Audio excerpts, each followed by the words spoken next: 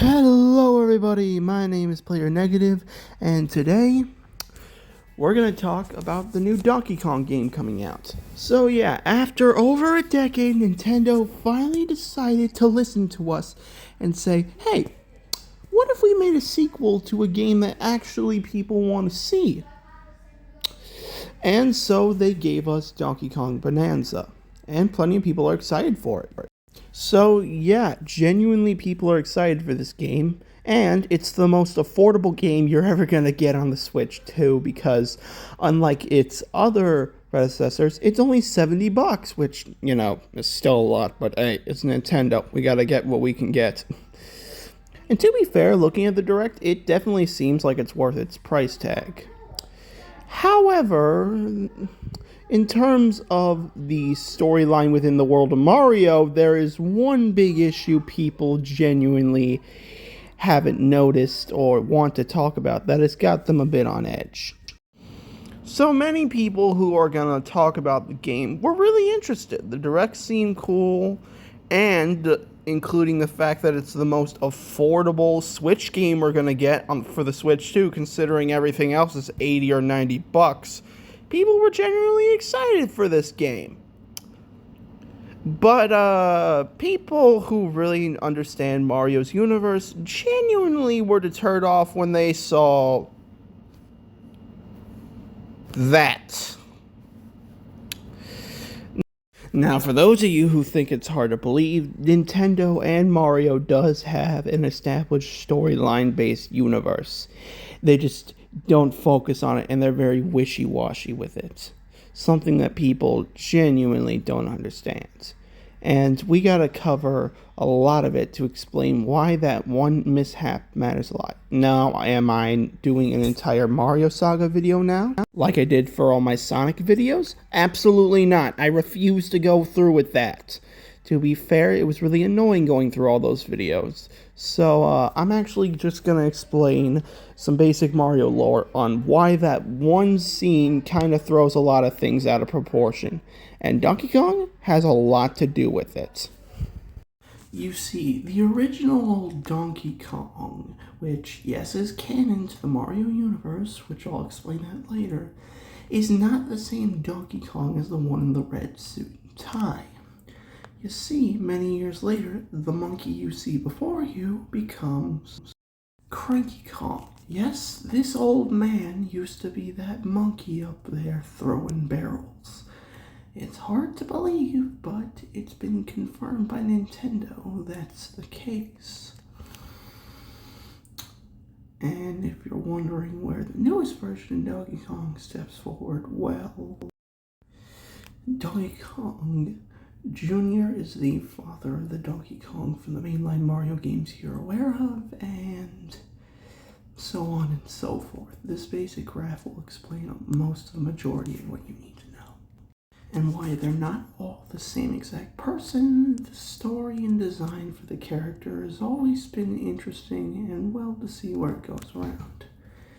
So, what does this have to do with Mario? Well, you die-hard Nintendo fan may or may not be holding me at gunpoint. Similar to how the Donkey Kong in this game is not the same person you see in the mainline Mario games, Jumpman and Mario are actually two different people. Not only that, but Jumpman is, well, Mario's father. Yeah, I know that sounds stupid to some people looking at me, but it's the only way any of this will make any form of sense. And why this is still a theory and Nintendo's never outright confirmed it, it's the only logical explanation on why Cranky Kong is an old man by the time Mario's around, and why Mario hasn't aged a day over 40. And to be honest, looking at Jumpman's design, he has resemblance to both Mario and Luigi. I mean, just look at him. He has a similar mustache shape to Luigi and is very more lanky than when he's crouching down, but he has the same overalls and black hair that Mario had. And honestly, it kind of makes sense about this design. And I have the evidence to back this up based off one particular fact that many people don't tend to realize. That the Pauline in the Mario arcade game is not the same as the version you see in newer mainline Mario games. Now, most people will like to snark down the brown hair as just a massive retcon or redesign. However, if Cranky Kong is the original Donkey Kong from the arcade game, and not the same person you meet in the mainline Mario games, then who says the same isn't true for Pauline? And also, another thing to back up the idea that Jumpman is related to Mario as a father figure is a little page I found on Nintendo Power that I found through Google Images. Now, I have this zoomed out because genuinely I don't want to show every bit of the image, but I will explain some things about it. Now, you can see some videos are just meaningless stuff, and most of the time the parents' face are out of view, purposely just so you don't get an idea of what they look like. But you know what you can make out? Look at that frame of the woman in this picture. Notice anything? They're blonde. Just like the version of Pauline you see in the original Donkey Kong arcade game made by Nintendo. Coincidence? I think not!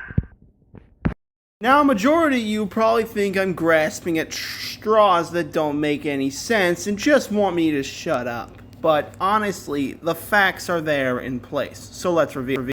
Alright, so the original Donkey Kong and everyone else here visibly ages within the Mario series, as the Donkey Kong from the arcade game becomes Cranky Kong, the elderly man and the grandfather of the Donkey Kong we all know and love.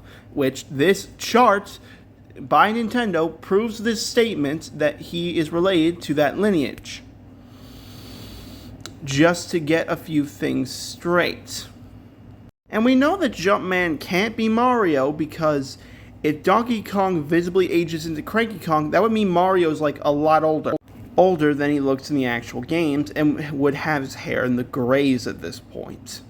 Not to mention, the Mario Bros. Arcade game specifically decided to distinguish their designs from Jumpman, which, considering this game literally takes place right before they end up in the Mushroom Kingdom, is saying a lot. Not to mention, this Nintendo Power magazine clearly shows that this is the Pauline from the arcade games having the same exact blonde hair. So, you looking at me with a snarky face is probably asking me, what the heck does this have to do with Pauline?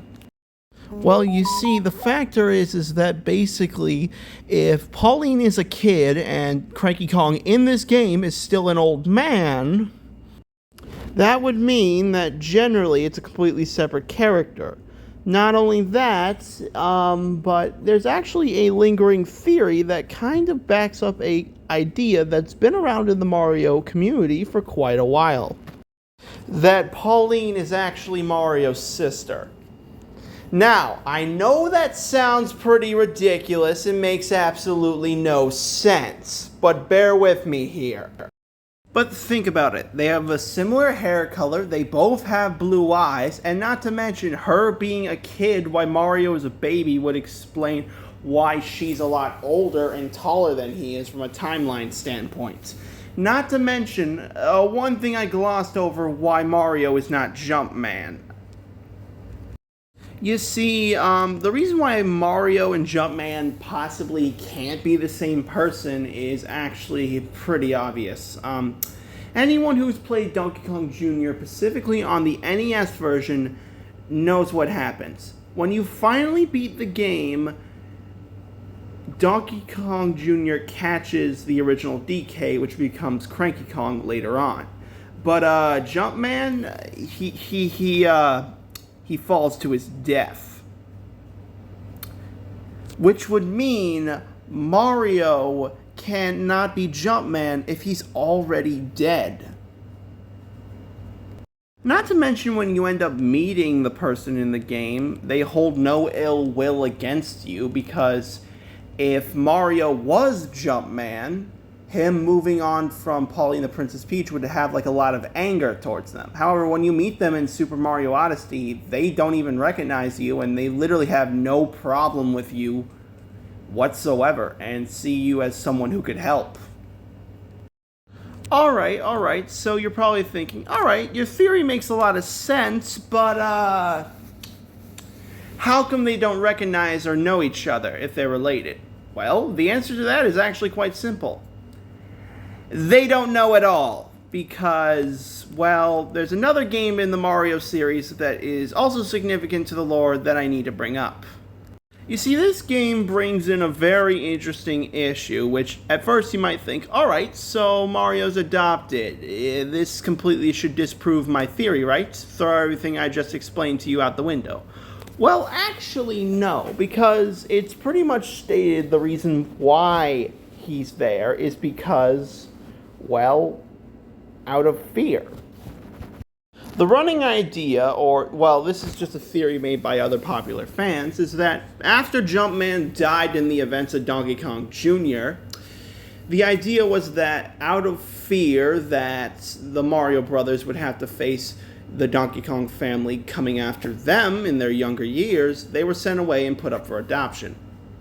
Which I know sounds a little weird and might just be me making mental gymnastics, but realistically speaking, it makes perfect sense, and it explains why Pauline doesn't recognize him as a sibling. Also, it's the reason why genuinely he doesn't know, because he's lived with someone else his entire life. Not to mention, it would explain the age difference. Mario is a lot younger and shorter than Pauline is, and Pauline is a full-grown adult, which backs up how Donkey Kong Bonanza could be a prequel, because in that game Pauline's like a kid around the age of like 9 or 8, and Mario, by this point in the timeline, would still just be an infant. So gradually, I think the timeline of events pretty much rounds up, but I want to hear what you guys think on the subject. And why this idea is just genuinely a theory, I feel like it's the closest thing to an explanation that would line up with all the evidence I presented. Till then, remember, it's just a theory. Yeah. It's not the same without that guy.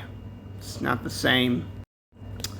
Well, till next time, don't forget to like, comment, and subscribe, and tell me what you think I should do in the next video. I am planning on doing a collab with Zipimations, and later on, I think about making a video talking about the two YouTubers who I genuinely respect and inspired me to start making this channel.